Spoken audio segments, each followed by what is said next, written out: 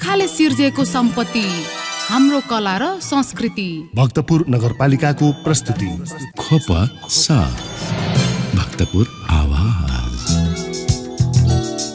पुर्खाले सिर्जेको सम्पत्ति, हाम्रो कला र संस्कृति। जो जलपा नमस्कार। भक्तपुर नगरपालिकाद्वारा सञ्चालित रेडियो प्रस्तुति खोपस भक्तपुर आवाजमा यहाँलाई हार्दिक अभिवादन।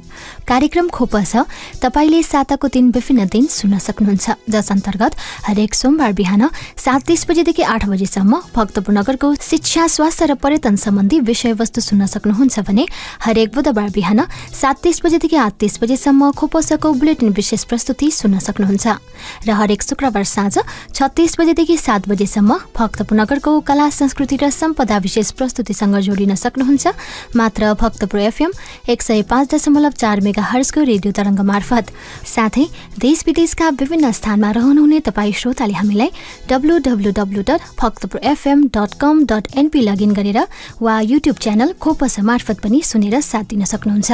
र सधैँझै खोपसको सोमबार विशेष प्रस्तुतिका साथमा म प्रस्तुता सन्ध्या सुङ्गुजु लगायत खोपस परिवार उपस्थित भइसकेका छौँ। आजको श्रृङ्खलामा प्रस्तरकला सम्बन्धी रहेर विविध प्रस्तुति तपाईमाझ प्रस्तुत गर्नेछौँ। कार्यक्रममा विगत लामो समयदेखि प्रस्तरकलामा आबद्ध कलाकार कान्छा रञ्जितकारको अनुभव, प्रस्तरकलाप्रतिको उहाँको लगाव, प्रस्तरकलामा देखिएका समस्या, चुनौती, यसको प्रवर्धनका निम्ति आवश्यक कार्ययोजना लगायतका विविध विषयमा उहाँसँग अन्तरङ्ग कुराकानी गर्नेछौँ। साथै प्रस्तरकलाको ऐतिहासिक र सांस्कृतिक पक्ष, यसको महत्त्व, मौलिकता र यसप्रतिको विदेशी र स्वदेशी आकर्षणका विषयमा संस्कृतिविद ओम प्रसाद धौबडेलद्वारा प्रस्तुत विचारांश तपाईमाझ प्रस्तुत गर्नेछौँ।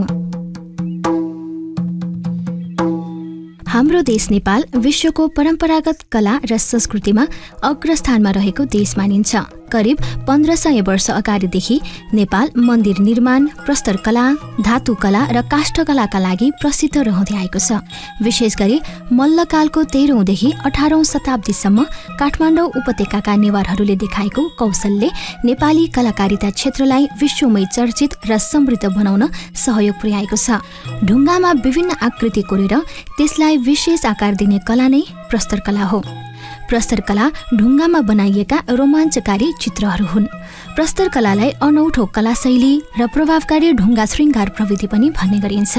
यो कलालाई पुरातन कालदेखि अहिलेसम्म अस्तित्वमा रहिरहेको सचात्मक कला मध्येको एक मानिन्छ। पुरातन कालदेखि भुइँ तथा भित्ताहरूमा सिँगार्न प्रस्तरकलाको प्रयोग हुँदै आएको पाइन्छ। प्रस्तरहरूको बाह्य रूप एकदमै फरक फरक हुने गर्छ। यस कला अन्तर्गत सरल एउटै रङ्गदेखि लिएर श्यामश्वेत डिजाइन र विभिन्न रङ्ग मिसाएर बनाइएका जटिल फूल बुट्टाहरूदेखि लिएर महत्त्वाकांक्षी चित्र संयोजनहरूसम्म हुने गर्दछ। प्रस्तरकलालाई दिगो कलाका रूपमा लिइन्छ। अन्य चित्रहरू समयसँगै खुइलिने गर्छन्, तर प्रस्तरकला समयसँगै अझ चम्किलो र सुन्दर हुने गर्छ। नेपाली प्रस्तरकलालाई जीवन्त राखी यसमा आफ्नो जीवन खर्चिरहनुभएका कान्छा रञ्जितकार एक दक्ष प्रस्तर कलाकार हुनुहुन्छ।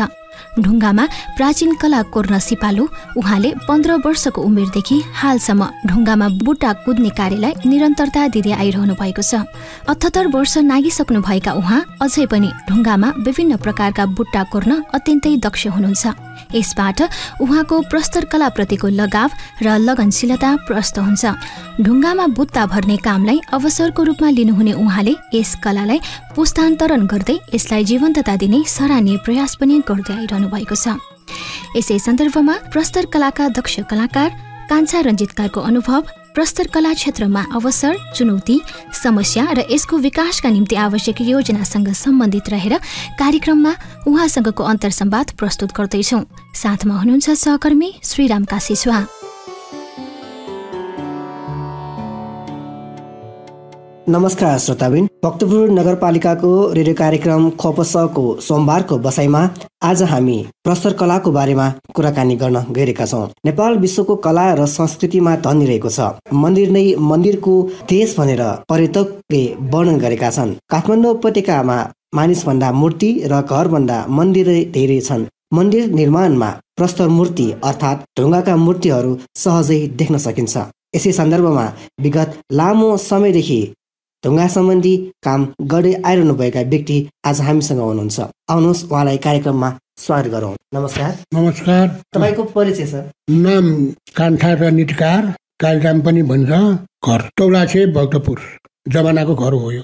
अहिले तपाईँ चाहिँ कहाँ काम गर्दै हुनुहुन्छ? मैले पहिला काम गर्दाखेरि भक्तपुर चण्डेश्वरी मन्दिर अगाडि बाटो छाप्ने ढुङ्गा 5 मोड जलामा काम गर्दा नाला सल्लाघारीदेखि आएर सौडोलमा बसेको थिएँ। त्यहाँबाट आएर काम गरेको थिएँ। त्यहाँ पछि सिकर्मी काममा लागेँ 10-8 वर्ष। त्यहाँ पछि फेरि जर्मन प्रोजेक्ट आयो। जर्मन प्रोजेक्टमा काम गर्दा 10-8 वर्ष त्यही काम गरेपछि अहिले पछि फेरि यो सिकर्मीमा पनि लागेँ। सरस्वती थानमा ढुङ्गाको सिँढी बनाएँ। त्यहाँबाट चाहिँ पछि पाटनको दरबारमा काम गर्न गएँ 2-4 वर्ष। शिक्षा मन्त्रालयमा गएँ। त्यहाँबाट फेरि पछि अहिले भूकम्प भएपछि उटारोटी लाग्दा अनि हाम्रो भक्तपुर दरबार स्क्वायरमा वर्षला मन्दिर ढुङ्गाको थियो। त्यो ढुङ्गाको मन्दिर पुरा सकाएँ, तर पुरा चाहिँ सकाउन सकेन। 1 महिना जति चाहिँ काम त्यहाँ ढिला भएर सकाउन पाएन। मैले चाहिँ ठुलो अवसान गर्नुपर्ने व्यथा भएको हुनाले अवसान गरेर अहिले ठिक भइरहेको छु। अहिले यो नाल पोखरीमा पुरीको काम गर्दैछु। अलिअलि गर्नु पर्यो, अब त्यस्तै छ। र जुन यो तपाईँ अहिले उमेरको हिसाबले कति वर्ष पुग्नुभयो? म उमेरको हिसाबले 99 साल भन्दाखेरि अहिले 80 लाग्यो होला। हजुर हजुर, 80 वर्षको भयो। अनि यो जुन ढुङ्गाको जुन यो काम यसरी सुरु गर्नुभएको चाहिँ कति वर्ष भयो त? मैले 15 वर्षको उमेरदेखि काम गरेको। त्यो 5 मोड जेलामा 5 मोड जेला कामको दिनको 5 मोड थियो। 15 वर्षको उमेरमा काम गर्न थालेँ। भन्दाखेरि यसरी सानै उमेर 15 वर्षदेखि जुन तपाईँले यसरी काम गरी आइरहनु भएको छ, र यसो प्रेरणा जुन कहाँबाट तपाईँलाई मिल्यो त? यसको चाहिँ प्रेरणा कहाँबाट मिल्नु भन्ने कुरा त के, आफै उटारोटी पहिला हाम्रा बुवाले पनि गर्नुभएको थियो यस्तै काम। हजुर, बुवाबाटै सिकेको। बुबाबाट चाहिँ तपाईँले यो काम चाहिँ सिक्नुभयो? बुवाबाट। त्यहाँ काम गर्ने मान्छे यो जर्मन प्रोजेक्टमा काम गर्ने म मात्रै अलिअलि काम गर्दैछु। तर मान्छे 1-2 जना चाहिँ काम छुटिसक्यो, अरू मान्छे धेरै परलोक भइसक्यो। अनि सुरुमा यो काम गर्दाखेरि गाह्रो सजिलो कस्तो लागेको थियो त्यो बेला? पहिला उमेरको बेलामा त गजब ढुङ्गा पल्टाएर पनि काम गरियो, तर अहिले चाहिँ पल्टाउन सकेन। उमेरमा त काम गर्न सकिन्छ नि, जस्तो भए पनि पल्टाउन सकिन्छ। यो मैले सकेन भन्यो भने अर्को 1 जना मान्छे साथी लियो, जस्तो भए पनि पल्टायो, काम गर्यो। त्यस्तो गरिन्छ। अब भक्तपुरमा जुन यो हरेक किसिमको जुन यो ढुङ्गाको मूर्तिहरू बनाउनको लागि तपाईँले सम्पर्क गर्ने र गर्दै आइरहेका पनि छन्। र तपाईँले यो वास्तवमा चाहिँ यो आफै सिक्नु भयो कि अरूले पनि तपाईँले सिकाउनु भयो यसमा? तर मलाई मूर्ति बनाउन चाहिँ आउँदैन। बुटासुटा बनाउन, यताउति कानसहरू त्यस्तो बुटाहरू बनाउनु चाहिँ आउँछ, मूर्ति बनाउनु चाहिँ आउँदैन। भन्दाखेरि ढुङ्गामा चाहिँ जुन विभिन्न कस्तो कस्तो खालको बुट्टाहरू चाहिँ ढुङ्गामा तपाईँले कुद्नु भएको छ? ढुङ्गामा बुट्टाहरू कुद्ने चाहिँ त्यस्तै हो। जस्तो चाहिँ इँटामा बुट्टा जस्तो बुट्टा आउँछ, ओखर बुट्टा आउँछ, केरा बुट्टा आउँछ, त्यस्तो गोला बुट्टा अनेक बुट्टा आउँछ। त्यो इँटामा भए जति बुट्टा ढुङ्गामा बनाउन सकिन्छ। अनि यो अहिलेसम्म चाहिँ तपाईँले यो 80 वर्ष लगभग 80 वर्ष जुन हुनुभएको अवस्था छ, र तपाईँले चाहिँ कुन कुन ठाउँमा चाहिँ यस किसिमको जुन बुट्टा राख्ने कामहरू गर्दै आइरहनु भएको छ? बुट्टा राख्ने कामहरू गर्दै आएको मैले बुटोलमा पठाएँ। एउटा मन्दिर बनाउनलाई बुट्टा भरेर त्यहाँ बनाएको छ। त्यहाँबाट जर्मनमा पनि ढुङ्गा पठाएँ, मूर्तिहरू होइन कि त त्यसले बुट्टा भरेर थामको पिलरको लागि। पिलरमा तल नागल बनाएर पठाएँ। पेटी ढुङ्गा पठाएँ। धेरै बुटोलतिर जर्मनतिर पनि पठाएको छु। त्यो बाहेक अब अरू कुरा त खोइ कतिको कुरा गरेर साध्य नै छैन नि। तपाईँको अनुभव चाहिँ धेरै रहेको छ भन्ने चाहिँ? अनुभव धेरै भइसकेको। र यो कति मान्छेहरू चाहिँ तपाईँलाई भेट्नको लागि चाहिँ आउने गरिन्छ तपाईँसँग? अब भेट्नलाई आउँछन् कोही पुरानो मान्छेहरू। अहिले चाहिँ धेरै जस्तो यो ढुङ्गा छाप्नेहरूले चाहिँ गर्दाखेरि मान्छे अलिक कम भएको छ। मैले ढुङ्गा छाप्ने काम गरेन, अर्कोले गर्यो। तर मलाई चाहिँ काम आफ्नो जिउले सकेको मात्रै अलिअलि मात्रै गर्दैछु। तर छोराहरूले गर्दैछ।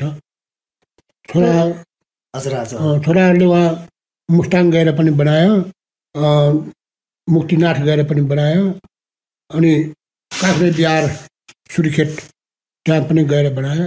छोराहरूले गर्दैछ। भन्दाखेरि तपाईँ बाहेक चाहिँ तपाईँको परिवारले पनि यो पेसा चाहिँ अपनाउँदै आइरहेको छ, अहिलेसम्म गर्दैछ। भन्दाखेरि तपाईँको छोराछोरी कतिजना आइरहेको छ? 2टा छोरा 3टा छोरी। अनि छोराहरूले के गर्दै आउनुभएको छ अहिले चाहिँ? त्यही कान्छो छोराले गर्दैछ। र कान्छो छोराले जुन तपाईँको यो जुन बिडो अहिले थामेको छ, जुन यो ढुङ्गामा यसरी बुट्टा गर्ने जुन काम गर्दै आइरहनु भएको छ, कस्तो लागेको छ तपाईँलाई चाहिँ? ठिकै लागेको छैन, तर अलिअलि डिपो पनि बनाएको छ, तर मैले चाहिँ बडो विचार गरेको छैन। म आफ्नै काममा मात्रै लागिराखेको छु। अहिलेको यो अवस्थामा चाहिँ ढुङ्गामा जुन मूर्ति कोर्ने, त्यससँगै बुट्टा कोर्ने जुन यो छ पेसा, यो कस्तो छ अहिलेको अवस्थामा? पहिले र अहिलेकोमा के फरक पाउनु भएको छ? अहिले धेरै जस्तो चाहिँ यो मिसिनले काम गर्ने भएको हुनाले छिना हाम्रो गर्दैन, तर बुट्टा नयाँबाट चाहिँ बुट्टा धेरै नयाँ निर्माण चाहिँ छैन, त्यही पुरानो मर्मतमा मात्रै हो। नयाँ निर्माण भएको छैन, त्यस्तो ठुल्ठुलो मन्दिर पहिलाको जस्तो ठुल्ठुलो मन्दिर नयाँ निर्माण कहीँ पनि भएको छैन। खोइ किन भत्केकै बनाउनु सकेको छैन भन्छ। हजुर, अनि त्यस्तो भएको हुनाले नयाँ निर्माण चाहिँ छैन। यसमा यो पेसा कस्तो छ? गाह्रो साह्रो कस्तो छ? गाह्रो त गाह्रो छ नि, दिनभरि हाम्रो उचालेर हाम्रो हानिरहनु पर्छ, हात पाखुरा दुख्छ, गाह्रो छ। भए पनि आफ्नो पेसा अनुसारले गाह्रो भए पनि सजिलो भए पनि सजिलै जस्तो लाग्दो रहेछ नि त। हजुर, भारी बोक्नेलाई सधैँभरि भारी नै बोके रमाइलो जस्तो पनि त्यस्तै भएर चाहिँ रमाइलो लागेको भन्दाखेरि यो पेसाबाट चाहिँ तपाईँ सन्तुष्ट हुनुहुन्छ? सन्तुष्टै छु। अहिलेसम्म कुनै किसिमको अभाव यस्तो सिर्जना चाहिँ गर्नुभएको छैन? यो जुन काममा चाहिँ अब यस्तो समस्याको रूपमा म जोड्न चाहे, के कस्ता समस्याहरू यसमा रहेका छन्? समस्याहरू त छैन, समस्या बढी समस्या आउँदैन। बरु समस्या चाहिँ घर बनाउने काममा भएदेखि यो भएन ऊ भएन भन्ने समस्या आउँछ। यो ढुङ्गामा चाहिँ जस्तो बनायो त्यस्तै बनायो, ठुल्ठुलो पनि गर्नु सक्छ, सानो पनि गर्नु सक्छ, समस्या पर्दैन। अनि यसमा कस्ता कस्ता ढुङ्गाहरू चाहिँ प्रयोग गरिन्छ? यसमा धेरै जस्तो कालो ढुङ्गा प्रयोग गरिन्छ, बुट्टाहरूको लागि, मूर्तिहरूको लागि। यो हात्तीवनको फर्पिङ जाने बाटोमा हात्तीवनको ढुङ्गा, अहिले त हात्तीवनमा ढुङ्गा झिकन्दैन, यो विश्व सम्पदा बनाएँ नि मैले। हजुर, यो भक्तपुरमा विश्व सम्पदा होलसेल लेखेर। हजुर, हो त्यो जम्मै मैले बनाएको। हजुर हजुर, यो जुन त्यसमा जुन अभिलेख जुन गनेको त्यो विश्व सम्पदा के हेरिटेज लेखेर त्यो गोलो बनाएर बनाएको छ नि। हजुर, हो त्यो मैले बनाइदिएको। भक्तपुरको सबै? यो भक्तपुरको सबै। हजुर हजुर। तर त्यसमा चाहिँ कम्पिटिसन परेको ललितपुरको आयो, किर्तिपुरको आयो, त्यो तिनजना मध्येमा मैले सुटा गरेर तिनजनाको यसरी जोइन गरेर हेर्दाखेरि यसरी राख्दाखेरि अनि मेरो चाहिँ सफा देखेर अनि मलाई दियो। त्यसमा चाहिँ महालक्ष्मी थानको साङ्गा थियो इन्जिनियर। ल अब काम तिमीलाई भयो यो भनेर उसले लगाएको। अहिले कति 50वटा जति चाहिँ ठाउँमा राख्यो, 2-3 चाहिँ डबरा स्क्वायरमा आज छँदै छ त्यो भराट पोखरीमा। अनि यो जुन यो आवश्यक कच्चा पदार्थको रूपमा जुन ढुङ्गा रहेको छ, के ढुङ्गा चाहिँ सहजै रूपमा प्राप्त हुन्छ त आजभोलि? अहिले त गाह्रो छ ढुङ्गा ल्याउन। हात्तीवनमा ढुङ्गा लिन जाँदाखेरि वन विभागमा सम्पर्क राखेर नगरपालिकाको सिफारिस लगेर त्यहाँ सम्पर्क गरेर अनि फेरि ढुङ्गा ल्याएर बनाएको मैले। अब यो जुन तपाईँ यसरी धेरै वर्षदेखि यो समयमा यो काम गर्दै आइरहनु भएको छ र स्थानीय नगरपालिकाले चाहिँ के कस्तो सहयोग र सम्मान तपाईँले पाउनु भएको छ? नगरपालिकाले सम्मान चाहिँ यो फेरि चाहिँ नगरपालिकाले सम्मान गर्यो त्यो बर्सला मन्दिर बनाएको बेलामा। तर अहिले चाहिँ नि यो मन्दिर मैले तयारी गरिसकेँ, यो बर्सला मन्दिर उपभोक्ताबाट काम गरेको। त्यो उपभोक्ताले अलिअलि सम्मान गर्ला कि भनेको त्यो गरेन, तर त्यतिको फाइदा भइकन पनि उपभोक्ताले सम्मान गरेन। कति 1,65 लाख हो कति हो जम्मा थियो, जम्मा 70-75 लाखमा त्यो तयारी भयो।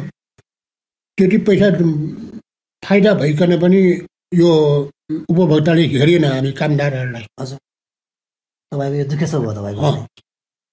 त्यसमा त्यसको कामको फाइदा चाहिँ हामीलाई अलिकति पनि सम्मान भएन।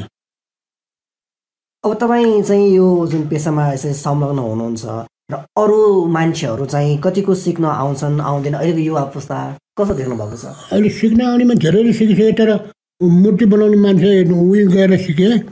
मूर्ति बनाउने ठाउँमा मैले पठाएँ 2-3जना मान्छेमा पाटनमा पठाएको, तर अहिले चाहिँ त्यहाँ उसमा भाँडैमा बसेर काम गर्न लागेको छ।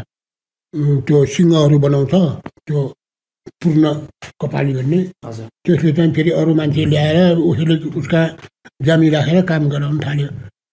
अब योसँगै अब यो सरकारले चाहिँ के गर्नुपर्छ तपाईँको विचारमा चाहिँ? अब के गर्नुपर्छ भनौँ, खोइ अब सरकारले के गर्न त?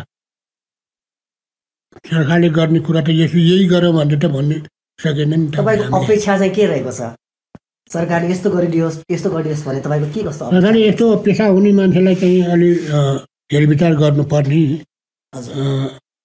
बेला बेलामा यसो बोलाएर अलिअलि चाहिँ सहयोग गर्नुपर्ने हो। खोइ केही विचार गरेको छैन सरकारले त। इन्जिनियर कलेजबाट सम्मान पाएँ, भक्तपुर बटरबाट सम्मान पाएँ, यो नगरपालिकाबाट पाएँ, तर त्यो उपभोक्ताले चाहिँ दरबार स्क्वायरमा काम गरेको उपभोक्ताले चाहिँ केही गरेन। नगरपालिकामा पढ्नु गयो हो कि तर उपभोक्ताले पनि अलिअलि हेर्नुपर्ने हो, त्यो हेरेन भन्ने कुरा। आशा गरौँ आगामी दिनमा चाहिँ तपाईँलाई चाहिँ अरू थुप्रै सम्मानहरू मिल्नेछ। र यसमा अब जुन कार्यक्रम अहिले यो सुन्दै हुनुहुन्छ श्रोताबिनहरूलाई के भन्न चाहनुहुन्छ? श्रोताबिनहरूलाई यस्तै हो, जिन्दगी यसै गरी विद्यार्थी ठिकै भन्नु पर्यो। हस् त, कार्यक्रममा सहभागी हुनुभयो त्यसको लागि धन्यवाद सर। धन्यवाद। पुर्खाले सिर्जेको सम्पत्ति हाम्रो कला र संस्कृति। भक्तपुर नगरपालिकाको प्रस्तुति। खोप साथ भक्तपुर आवाज। कार्यक्रममा पुनः स्वागत। तपाईँ सुन्दै हुनुहुन्छ भक्तपुर नगरपालिकाद्वारा सञ्चालित रेडियो प्रस्तुति खोपस भक्तपुर आवाज। साथमा छु म प्रस्तुता सन्ध्या सुङ्गुजु। प्रस्तर कलालाई भुइँ, भित्ता वा गुम्बजदार छानाको सतहलाई सजाउने कला भनी वर्णन गर्न सकिन्छ र यसका आकृतिहरू ढुङ्गा, सिसा वा टाइलका साना एकदमै मसिना टुक्राहरू मिलाएर बनाइएका हुन्छन्। हिन्दू धर्म र आर्य मर्यादामा आधारित नेपाली समाजको स्थापना गर्न कटिबद्ध रहने लिच्छवीहरूले नेपाली कलाको समुचित विकास गरे। उक्त समयका केही मृण्मय र अत्यधिक प्रस्तर मूर्ति लिच्छवीकालीन सभ्यताका महत्त्वपूर्ण स्रोत सामग्री हुन्। लिच्छवीकालका प्रस्तर मूर्तिहरूमा आर्य शैलीको उच्च नाक भएको लाम्चो अनुहार, पातला वस्त्र र प्रस्तरका गहना, शिरमा उत्कृष्ट मुकुट, अनुपातमा मिलेको अङ्गहरू मुख्य विशेषता देखिन्छन्। त्यस समयका मूर्तिहरू विशेष गरी धार्मिक महत्त्वका छन्। प्राचीन कालका प्रस्तर कलाहरूबाट तत्कालीन समयको संस्कार, धर्म र आभूषणबारे महत्त्वपूर्ण जानकारी प्राप्त गर्न सहज भएको छ। नेपाली प्रस्तर कलाको मौलिक स्वरूपले विश्वलाई नै आकर्षित तुल्याएको छ। विभिन्न उद्देश्यले नेपाल भ्रमणमा आएका पर्यटकहरू नेपाली कला र संस्कृतिको अध्ययन गर्न उत्तिकै रुचाउने गर्छन्। यसै सन्दर्भमा प्रस्तर कलाको ऐतिहासिक र सांस्कृतिक पक्ष, महत्त्व लगायतका विषयमा संस्कृतिविद ओम धौबडेलद्वारा प्रस्तुत विचारांश कार्यक्रमको अबको प्रस्तुतिमा। प्रस्तर कला भनेको वास्तवमा ढुङ्गासँग जोडिएको अथवा ढुङ्गाबाट बनेका विभिन्न किसिमका कलाकृतिलाई प्रस्तर कलाको रूपमा चिनिन्छ। प्रस्तर कलाको इतिहासको कुरा गर्ने बेलामा मानव जगतमा जब मानिसहरू फिरन्ते जीवन त्यागेर स्थायी रूपले उनीहरू बस्न जाने र उनीहरूले आफू बसेको ठाउँहरूलाई विभिन्न किसिमको जस्तो आवासहरू बनाउने सन्दर्भमै ढुङ्गाहरूलाई प्रयोग गरेको इतिहासहरूमा देखिन सकिन्छ र तिनीहरूले आफूलाई आवश्यक परेका जुन चाहिँ आवासदेखि लिएर आफ्ना वरिपरिका बाटाघाटादेखि लिएर हरेक किसिमका चाहिँ खोला नालाको छेउको घाटहरूदेखि लिएर विभिन्न प्रकारको चाहिँ वस्तुहरूलाई जीवनसँग जोडिएको जनजीवनसँग जोडिएका आवश्यक वस्तुहरूलाई ढुङ्गाबाट निर्माण गर्ने क्रममै उनीहरूले प्रस्तरलाई प्रयोग गरिसकेको देखिन्छ। अब कलाकृतिको हिसाबले भन्ने हो भने अब जति पनि मानव जगतमा उपयोग भएका हाम्रा सभ्यताहरू छ, ती सभ्यताहरूमा चाहे त्यो मोहनजादोको इतिहास नहोस् या सिन्धु घाटीकै कुरा किन नगरोस् अथवा ग्रिक इतिहासकै कुरा किन नगरौँ अथवा चिनिया सभ्यताकै कुराहरू, जस्तै यी सभ्यताहरूमा मानव जगतले गरेको अहिलेको जति पनि विकास क्रमहरू छ त्यसमा चाहिँ प्रस्तरलाई उपयोग गरेको सन्दर्भमा हामीले प्रस्तर कलाको देन ती सबै सभ्यताहरूलाई दिन सक्छौँ। अब शिलापत्रको कुरा गर्ने बेलामा शिलापत्र एउटा त्यस्तो महत्त्वपूर्ण विषयवस्तु हो जुन विषयवस्तुले इतिहास बताउँछ। आफ्नो समयमा भएका घटना तिथिमिति अथवा चाहिँ कुनै पनि इतिवृत्तिलाई चाहिँ घटनासहित अथवा चाहिँ त्यसको तिथिमितिसहित यसलाई उपयोग गर्ने र पछिल्लो समयमा लामो समयसम्म यो कुरालाई सम्झन सकोस् भनेर एउटा प्रामाणिक ढङ्गले राख्ने जुन एउटा ढुङ्गामा लेखिएका अक्षरहरू छ तिनीहरू शिलापत्र हुन् र ती शिलापत्रहरू संसारकै लागि पनि महत्त्वपूर्ण इतिहास बताउने एउटा महत्त्वपूर्ण प्रमाणको रूपमा अहिलेसम्म पनि हामीले त्यसलाई लिइराखेको छ। अब प्रस्तर कलाको ऐतिहासिक तथा सांस्कृतिक महत्त्व र त्यसको आवश्यकताको कुरा गर्ने हो भने वास्तवमा प्रस्तर कला मानव जगतले यो पृथ्वीमा भएका ढुङ्गालाई त्यसलाई आफ्नो आवश्यकता अनुसार जब उनीहरूले प्रयोग गर्यो र त्यो प्रयोग गरेको ढुङ्गाहरू सुरुमा त आफ्नो जनजीवनसँग नै जोडिएको थियो र जनजीवनसँग जोडिएर ढुङ्गालाई उपयोग उनीहरूले जस्तो कि सुरुमा बन्चरो थिएन अथवा कुनै हात हतियार थिएन, ढुङ्गालाई नै चुचो पारेर गुफा युगमा चाहिँ उनीहरूले जनावरहरूलाई मारेर शिकार गर्नको लागि पनि ढुङ्गालाई उपयोग गरेको, ढुङ्गे बन्चरोहरू अथवा ढुङ्गे हतियारहरू प्रयोग गरेको सन्दर्भमा त्यो पनि एउटा प्रस्तर कलाको ऐतिहासिकता अथवा इतिहाससँग जोडिएको कुरामा पर्न आउँछ। र सांस्कृतिक रूपमा भन्ने हो भने त सांस्कृतिक रूपमा पछिल्लो समयमा मानव जगतले ढुङ्गालाई धेरै ठाउँमा उपयोग गरेको छ, चाहे त्यो घरको भान्सादेखि किन नहोस् अथवा चाहिँ राज्य निर्माणमा राष्ट्र निर्माणमा ठुल्ठुला पर्खालहरू लगाउनेदेखि सम्म पनि प्रस्तरलाई उपयोग गरेको सन्दर्भमा प्रस्तरको सांस्कृतिक महत्त्व हामीले त्यसको व्याख्या हामीले छोटो यो एउटा कुराकानीमा समाप्त गर्न अलि गाह्रो हुन्छ। यसको उपयोगिता मैले भने नि भान्सादेखि लिएर राष्ट्र निर्माणसम्म पनि उपयोग भएको सन्दर्भमा यसको सांस्कृतिक महत्त्वलाई हामीले धेरै महत्त्व दिएर हामीले अगाडि बढाउनु पर्ने देखिन्छ। र यसको आवश्यकताको कुरा गर्ने हो भने प्रस्तरले वास्तवमा चाहिँ संसारमा पृथ्वीमा भएका चट्टानलाई अथवा चाहिँ ढुङ्गालाई हामीले जसरी माटो अरू पानीलाई उपयोग गरेको हो त्यसै गरिकन उपयोग गर्न हाम्रा पुर्खाहरूले जुन ज्ञान सिप कलालाई उनीहरूले आजसम्म निखार्दै आएको छ त्यो नै वास्तवमा चाहिँ भन्ने हो भने मानव जीवनको विकास क्रममा प्रस्तरको महत्त्व हामीले त्यहाँबाट पनि बुझ्न सकिन्छ। अब प्रस्तर कलासँग हाम्रो संस्कार र संस्कृतिको कुरा कसरी जोडिन्छ भन्दाखेरि भनौँ न अघि पनि हामीले भनिसकेँ भान्सामा प्रयोग हुने सिलौटादेखि लिएर पहिला त भान्सामा ढुङ्गाकै चाहिँ चुलाहरू पनि प्रयोग हुन्थे, ढुङ्गाकै चाहिँ कतिपय चाहिँ बर्तनहरू पनि उपयोग भएका हुन्थे र यी सबै चिजहरू वास्तवमा चाहिँ हाम्रो संस्कारलाई र हाम्रो संस्कृतिलाई जोगाउनको लागि हाम्रा पुर्खाहरूले ढुङ्गाको अथवा प्रस्तरलाई उपयोग गरेर ती प्रस्तरहरूबाट नै वास्तविक रूपमा हामीले चाहिँ आफ्नो जनजीवनलाई उपयोग गर्ने सन्दर्भमा हाम्रो घरका जगमा ढुङ्गा राख्नेदेखि लिएर पाती पौवाको पेटीहरू ढुङ्गाकै राख्नेदेखि लिएर मन्दिरका पेटीहरू गजुरहरू पनि अथवा चाहिँ कयौँ कलाकृतिहरू ढुङ्गाकै बनाउने र हुँदा देवता हामीले पूजा गर्ने हरेक जसो देवदेवता त ढुङ्गाकै हुन्छ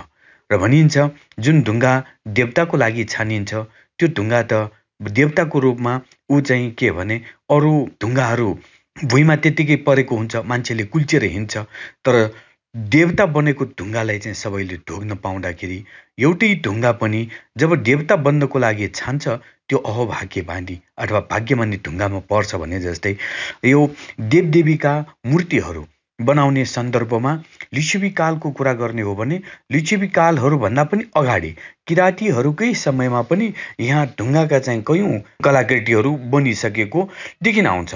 जस्तो उदाहरणको लागि हामी विरूपाक्षे पशुपतिको विरूपाक्षको मूर्तिलाई कुरा गर्ने हो भने ढुङ्गाकै चाहिँ प्रस्तरको चाहिँ बनेको छ र त्यो प्रस्तरको मूर्तिहरू वास्तविक रूपमा भन्ने हो भने अत्यन्तै पुराना मूर्तिहरूमा पर्न आउँछ, कलाकृतिमा पर्न आउँछ।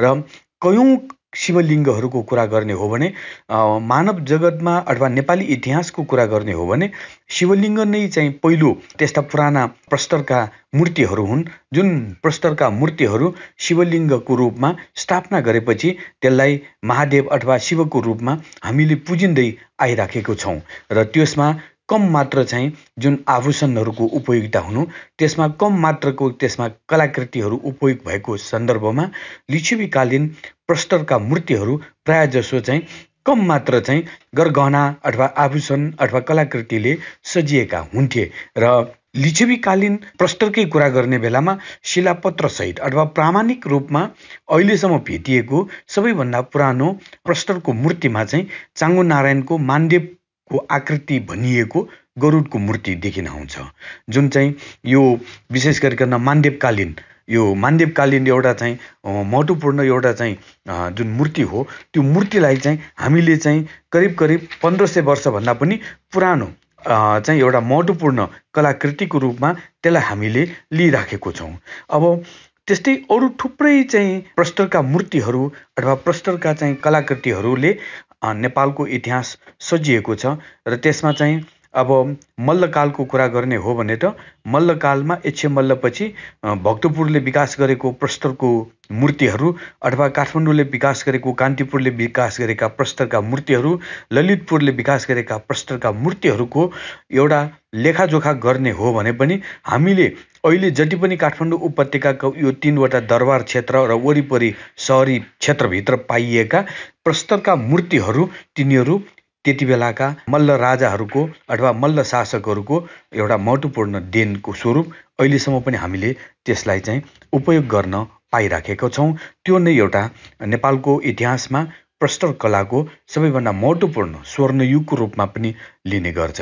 अब सँगसँगै त्यसमा जोडिएको जुन शिलापत्रका कुराहरू आउने बेलामा नेपालका कयौँ शिलापत्रहरूमा अघि भने जस्तो मानदेवको छाङ्गुको शिलापत्रदेखि लिएर त्यसपछिका कयौँ शिलापत्रहरू जस्तो कि अब मानदेवपछि कयौँ शासकहरू वसन्तदेवदेखि लिएर शिवदेव प्रथम अंशवर्मादेखि लिएर त्यस पछाडिका कयौँ शासकहरू उदयदेव, विष्णुगुप्त, जिष्णुगुप्त हैन, त्यसपछि आएर ध्रुवदेव जस्ता राजाहरूदेखि लिएर लिच्छवी राजा अन्तिम लिच्छवी राजा नरेन्द्रदेवसम्मको कुरा गर्ने हो भने उनीहरूको समयमा राखेका शिलापत्रहरू लिच्छवीकालीन शिलापत्रमा आउँछ। ती शिलापत्रहरूकै आधारमा अहिले नेपालमा लिच्छवी कालको अवस्था, आर्थिक अवस्थादेखि लिएर राजनीतिक अवस्था, सामाजिक अवस्था, धार्मिक अवस्थादेखि लिएर हरेक गतिविधिहरूलाई चाहिँ हामीले मूल्याङ्कन गर्न सक्ने आधार भनेकै ती शिलापत्रहरू भएको छ। अब त्यस पछाडिको मध्यकालको कुरा गर्ने हो भने पनि मध्यकालमा जति पनि यहाँका राजनीतिकदेखि लिएर हरेक गतिविधिहरूलाई ऐतिहासिक रूपमा व्याख्या गर्नको लागि मल्लकालका अथवा मध्यकालका शिलापत्रहरू पनि उत्तिकै महत्त्वपूर्ण रहेको सन्दर्भमा नेपालको इतिहासमा प्रस्तर कलाको धेरै ठुलो महत्त्व रहेको कुरालाई हामीले बिर्सनु हुँदैन जस्तो लाग्छ। पुर्खाले सिर्जेको सम्पत्ति हाम्रो कला र संस्कृति। भक्तपुर नगरपालिकाको प्रस्तुति खोप साथ भक्तपुर आवाज। श्रोतावृन्द, हामी कार्यक्रमको अन्ततिर आइसकेका छौँ। खोपसको आजको श्रृङ्खलामा विगत लामो समयदेखि प्रस्तर कलामा आबद्ध कलाकार कान्छा रञ्जितकारको अनुभव, प्रस्तर कलाप्रतिको उहाँको लगाव, प्रस्तर कलामा देखेका समस्या, चुनौती, यसको प्रवर्धनका निम्ति आवश्यक कार्ययोजना लगायतका विविध विषयमा उहाँसँग अन्तरङ्ग कुराकानी गर्यौं। त्यसैगरी प्रस्तर कलाको ऐतिहासिक र सांस्कृतिक पक्ष, यसको महत्त्व, मौलिकता र यसप्रति विदेशी तथा स्वदेशी आकर्षणका विषयमा संस्कृतिविद ओम प्रसाद धौबडेद्वारा प्रस्तुत विचारांश तपाईमाझ प्रस्तुत गर्यौं। तपाईलाई आजको कार्यक्रम कस्तो लाग्यो? आफ्नो सल्लाह सुझाव र प्रतिक्रिया अवश्य पठाउनुहोला। प्रतिक्रिया पठाउने ठेगाना कार्यक्रम खोपस भक्तपुर आवाज भक्तपुर नगरपालिका। तपाईले आफ्नो प्रतिक्रिया फेसबुक पेज भक्तपुर नगरपालिका वा भक्तपुर म्युनिसिपालिटी मार्फत पनि पठाउन सक्नुहुन्छ। साथै भक्तपुर नगरपालिकासँग सम्बन्धित सम्पूर्ण सूचना वा जानकारी नगरपालिकाको वेबसाइट भक्तपुर.mun.gov.np मा पनि हेर्न सक्नुहुन्छ र थप जानकारीका लागि नगरपालिकाका प्रकाशनहरू खोपपौ र भक्तपुर मासिक पनि पढ्न सक्नुहुन्छ। कार्यक्रम अवधिभर सुनेर साथ दिनुहुने तपाईँ श्रोतालाई हार्दिक धन्यवाद। धन्यवाद। कार्यक्रम तयार पार्न सहयोग गर्नुहुने सहकर्मीहरू रविन्द्र कुसी, श्रीराम कासिस्वा र सरिता दुवालाई विशेष आभार। कार्यक्रमका लागि आवश्यक सल्लाह र सुझाव प्रदान गर्नुहुने रविन्द्र ज्याखो र दिपेन्द्र प्रजापतिलाई हार्दिक धन्यवाद र प्राविधिक सहयोगका लागि राजेश हाडा र रवि हाडालाई विशेष आभार।